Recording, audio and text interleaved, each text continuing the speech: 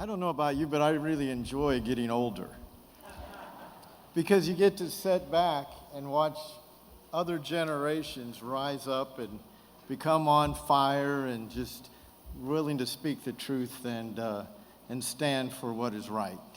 And that's pretty exciting, and it's pretty encouraging for some of us that have been in the battle a little while to know that there's much strength coming up after us. I'm Pastor Bob Moon, and I'm one of the members of the board of directors of Night to Honor Israel here in the Quad Cities. Also, I pastor a church called World Thrust Christian Center in Orion, Illinois. And we're also glad to be with you all here as we gather together. Privileged to talk about our next guest speaker, Allie Stern. Allie was born in Washington, D.C., and she grew up in Boulder, Colorado. She received her bachelor's degree in sociology and Near Eastern Judaic Studies from Brandeis University. In 2008, Allie moved to Israel to attend the Pardes Institute for Judaic Studies, and she received her master's degree in community leadership and philanthropy studies from the Hebrew University in Jerusalem.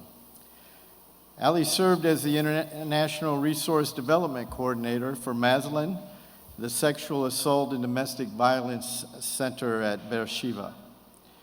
In 2011, she joined the Jewish Agency for Israel as a grant writer, and Allie has written extensively on Ethiopian immigration to Israel and was among those attending the dedication of the computer lab at the IBM Absorption Center at Sderot. And that was partially financed by the Quad Cities Night to Honor Israel. Allie currently lives in Cleveland, Ohio with her husband, Noam. And Quad Cities, I ask that you please join with me in welcoming Allie Stern to this year's Night to Honor Israel. Allie.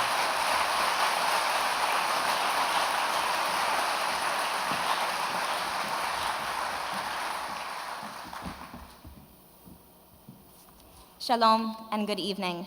My name is Allie Stern, and I'm proud to return to the Quad Cities, my mother's hometown, to represent the Jewish Agency for Israel. Since 1929, the Jewish Agency has pursued a mission to build and strengthen world Jewry and the state of Israel. Today, our mission is to secure the Jewish future for generations. Together with our global partners, we work to inspire and empower active connections with Jewish peoplehood, Israel, and Jewish life. On behalf of the entire Jewish Agency, I wish to thank you for your continued and steadfast support for Israel and for your work to ensure that Jewish communities living in Israel's southern region have the resources and support needed to succeed. In August of 2013, the Jewish Agency concluded the historic undertaking that has brought over 91,000 Ethiopians to Israel since the early 1950s. To ease their initial adjustment, immigrant families spent 18 to 30 months living in one of the Jewish Agency's 22 absorption centers.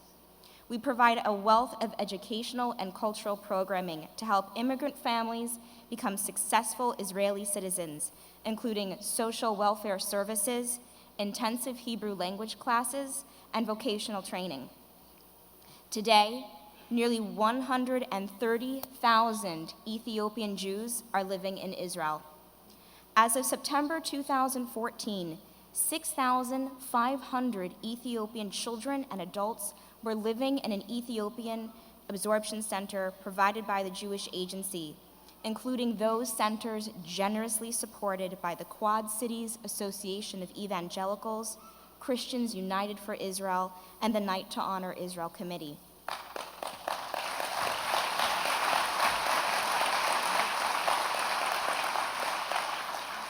I have been fortunate enough to witness the incredible work of the Quad Cities Association of Evangelicals and the Night to Honor Israel Committee firsthand.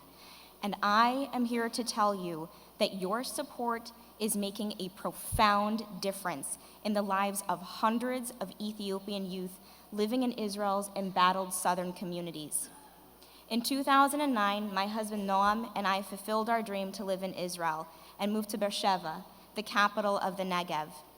Noam attended medical school at Ben Gurion University, and I pursued my master's degree in nonprofit management at the Hebrew University in Jerusalem. During our time in Israel, we developed a deep love for the Negev and gained a true understanding of what it means to live under the constant threat of rocket fire and the psychological toll it can take on a family. I'll never forget the one Sabbath that Noam and I were walking home from synagogue when the siren caught us outside for the first time. We knew we had exactly 60 seconds before the rocket landed.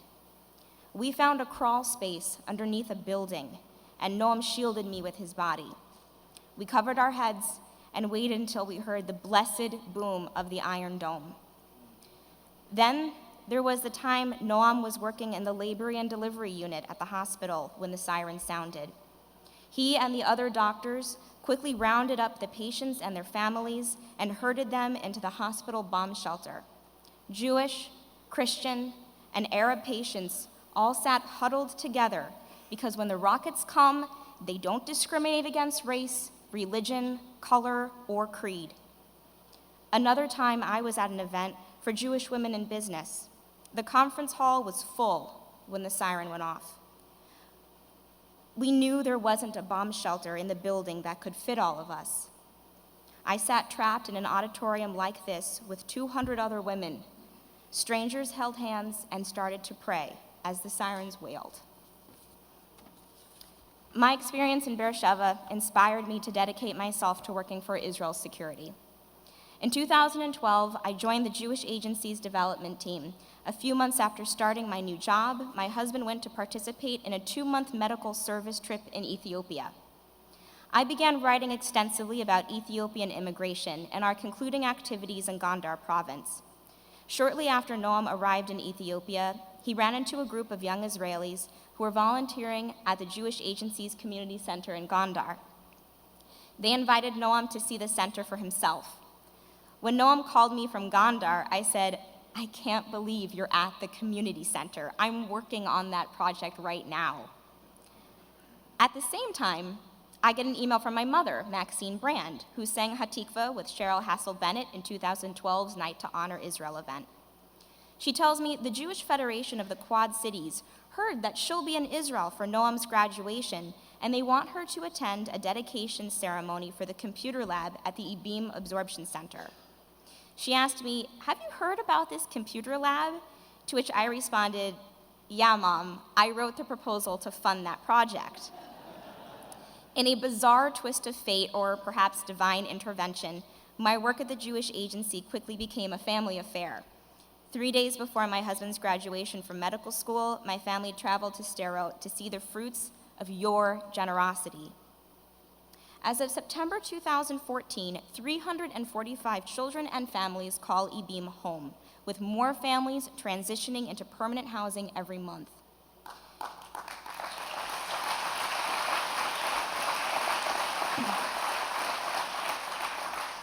IBEAM is located in Sderot, a city in the Negev which has come under constant rocket fire from neighboring Gaza for over a decade. Children living in IBEAM desperately need to feel a sense of peace and normalcy and a connection to the outside world. With the generous help of the Quad Cities Association of Evangelicals and the Night to Honor Israel Committee, IBEAM built a state-of-the-art computer lab within a fortified bomb shelter. The dedication ceremony was beautiful.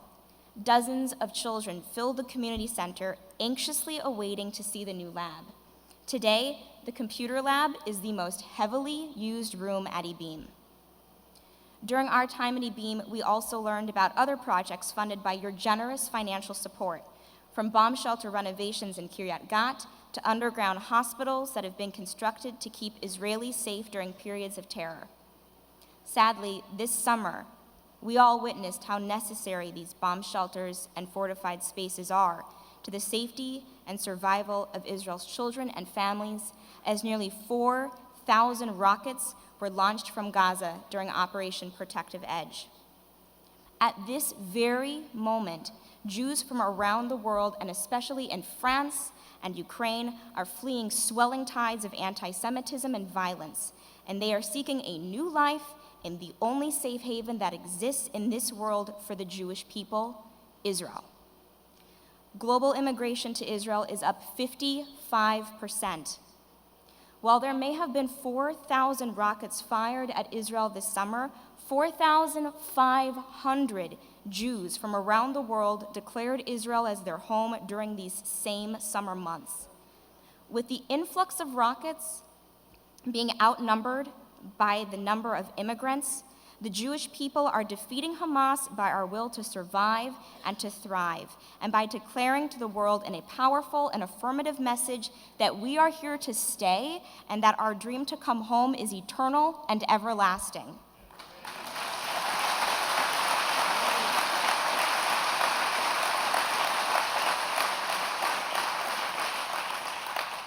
The Jewish Agency for Israel is poised to translate this summer's devastation into opportunity by fortifying our investment in southern Israel.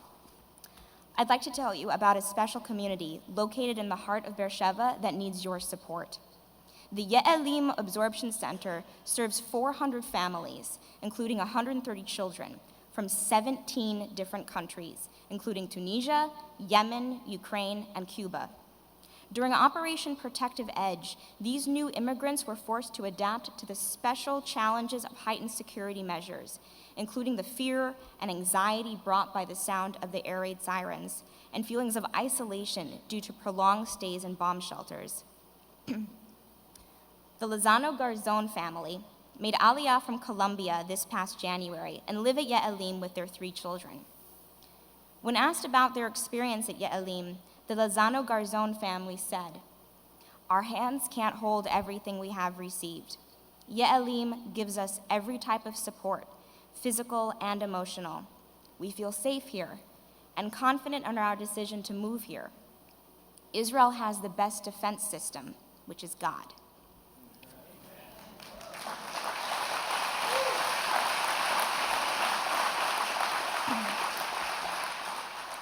Families living at Ye'elim are rebuilding their lives under challenging circumstances, and it is critical that they are able to develop a sense of community after the destruction of Operation Protective Edge.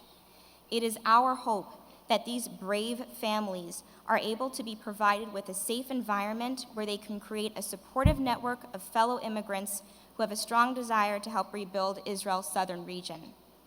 I hope you will join me in this effort to express our solidarity with these families. My father of blessed memory used to tell me that when things in your life get really hard, your true friends step forward. Thank you for being a true friend of Israel and an advocate for those who wish to come home. As much of the world turns its back to Israel, you continue to face Israel with an open heart and outstretched arms. Thank you for your commitment. Thank you for your courage, and thank you for your support. Am Yisrael Chai, the people of Israel live.